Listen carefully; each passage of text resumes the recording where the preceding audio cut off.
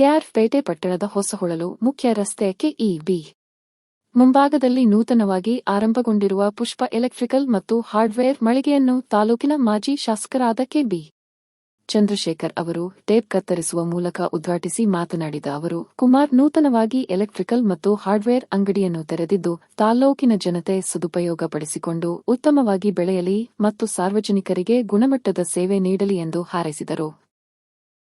ನಂತರ ಶ್ರೀ ಕುವೆಂಪು ಕನ್ನಡ ಗೆಳೆಯರ ಸೇವಾ ಟ್ರಸ್ಟ್ನ ಸಂಸ್ಥಾಪಕ ಅಧ್ಯಕ್ಷರು ಹಾಗೂ ಸಮಾಜ ಸೇವಕರಾದ ಕಪಕ್ ಮಂಜುನಾಥ್ ಭೇಟಿ ನೀಡಿ ಟ್ರಸ್ಟ್ನ ಸದಸ್ಯರಾದ ಕುಮಾರ್ ರವರು ನೂತನವಾಗಿ ಪ್ರಾರಂಭಿಸಿರುವ ಎಲೆಕ್ಟ್ರಿಕಲ್ ಮತ್ತು ಹಾರ್ಡ್ವೇರ್ ಉತ್ತಮವಾಗಿ ಬೆಳೆಯಲೆಂದು ಹಾರೈಸಿದರು.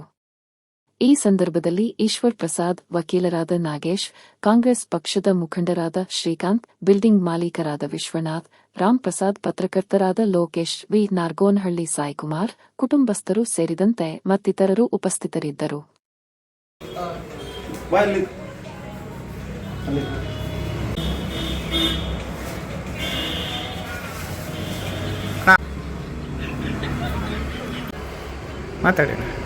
ಇಲ್ಲಿನ ಕೃಷ್ಣಾಸ್ಪೇಟೆ ಪಟ್ಟಣದ ಎಬಿ ಆಫೀಸ್ ಮುಂಭಾಗದಲ್ಲಿ ಪುಷ್ಪ ಹಾರ್ಡ್ವೇರ್ ಅಂಡ್ ಎಲೆಕ್ಟ್ರಿಕಲ್ಸ್ ಅಂಗಡಿಯನ್ನು ನಮ್ಮ ಆತ್ಮೀಯ ಸ್ನೇಹಿತರು ಕುಮಾರಣ್ಣ ಮತ್ತು ಅವರ ಮಕ್ಕಳು ಹೊಸದಾಗಿ ಒಂದು ಅಂಗಡಿಯನ್ನು ಉದ್ಘಾಟನೆ ಮಾಡಿದ್ದಾರೆ.